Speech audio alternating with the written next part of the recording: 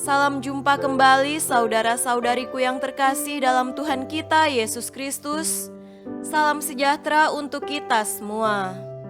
Berkat Allah yang Maha Kuasa senantiasa menyertai kita. Marilah kita mendengarkan dan merenungkan bacaan-bacaan kitab suci hari Sabtu 29 Mei tahun 2021. Bacaan pertama dari kitab Putra Sirak pasal 51 ayat 12 sampai 20. Maka dari itu aku hendak bersyukur kepadamu serta memuji engkau dan memuji nama Tuhan. Ketika aku masih muda dan sebelum mengadakan perjalananku, maka kebijaksanaan telah kucari dengan sungguh dalam sembahyangku. Di depan bait Allah telah kupohonkan dan sampai akhir hidup akan kukejar. Hatiku bersukacita atas kebijaksanaan karena bunganya yang bagaikan buah anggur yang masak. Kakiku melangkah di jalan yang lurus dan sejak masa mudaku telah kuikuti jejaknya. Hanya sedikit saja kupasang telingaku, lalu mendapatinya dan memperoleh banyak pengajaran bagi diriku. Aku maju di dalamnya dan kuhormati orang yang memberikan kebijaksanaan kepadaku. Sebab aku berniat melakukannya, dengan rajin kucari apa yang baik dan aku tidak dikecewakan. Hatiku memperjuangkan kebijaksanaan dan dengan teliti kulaksanakan hukum Taurat. Tanganku telah kuangkat ke sorga dan aku menyesal karena kurang tahu akan Dia. Hatiku telah kuarahkan kepada kebijaksanaan dan dengan kemurnian hati telah kutemukan. Sejak awal mula kuikatkan hatiku padanya dan karenanya aku tidak ditinggalkan. Demikianlah sabda Tuhan. Syukur kepada Allah.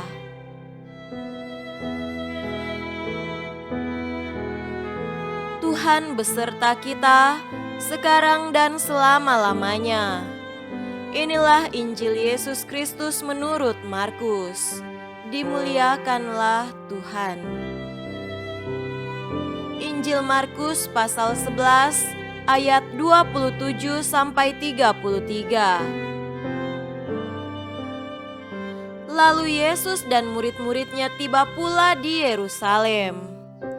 Ketika Yesus berjalan di halaman bait Allah, datanglah kepadanya imam-imam kepala, ahli-ahli Taurat dan tua-tua, dan bertanya kepadanya, "Dengan kuasa manakah engkau melakukan hal-hal itu?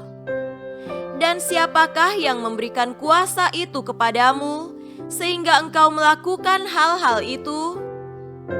Jawab Yesus kepada mereka, "Aku akan mengajukan satu pertanyaan kepadamu.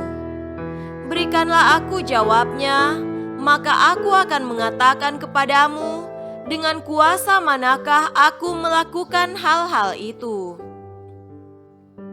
Baptisan Yohanes itu dari sorga atau dari manusia? Berikanlah aku jawabnya." Mereka memperbincangkannya di antara mereka dan berkata, "Jikalau kita katakan dari sorga, ia akan berkata, 'Kalau begitu, mengapakah kamu tidak percaya kepadanya?' Tetapi, masakan kita katakan dari manusia?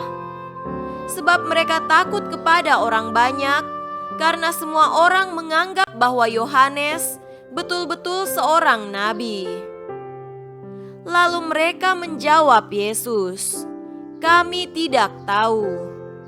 Maka kata Yesus kepada mereka, "Jika demikian, aku juga tidak mengatakan kepadamu dengan kuasa manakah aku melakukan hal-hal itu."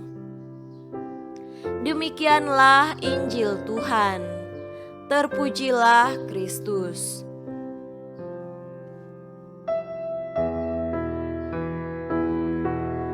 Saudara-saudariku yang terkasih dalam Tuhan kita Yesus Kristus, tema renungan kita pada hari ini adalah kuasa Tuhan nyata bagi orang percaya.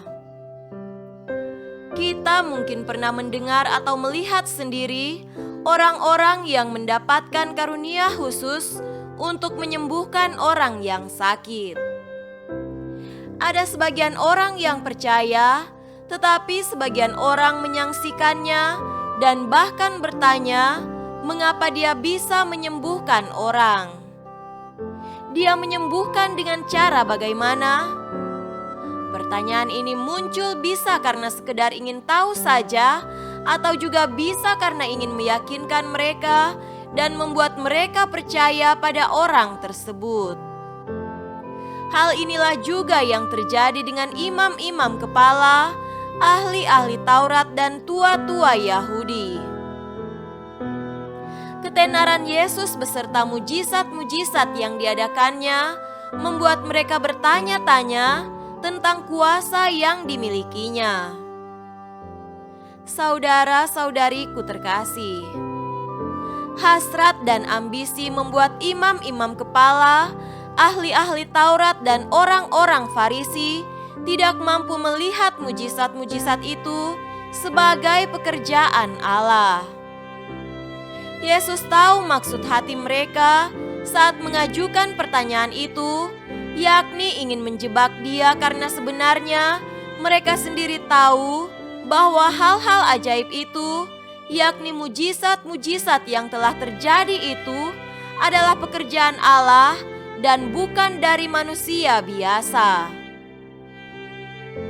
Dengan pertanyaan yang diajukan Yesus kepada mereka, Yesus ingin menuntun mereka untuk percaya kepadanya dengan apa yang telah mereka dengar dan saksikan, percaya bahwa Dia adalah utusan Allah. Dialah Allah yang menjelma menjadi manusia. Yesus ingin banyak orang percaya kepadanya dan membawa orang-orang untuk semakin mengenal Allah. Ada begitu banyak karya ajaib Tuhan di dalam hidup kita.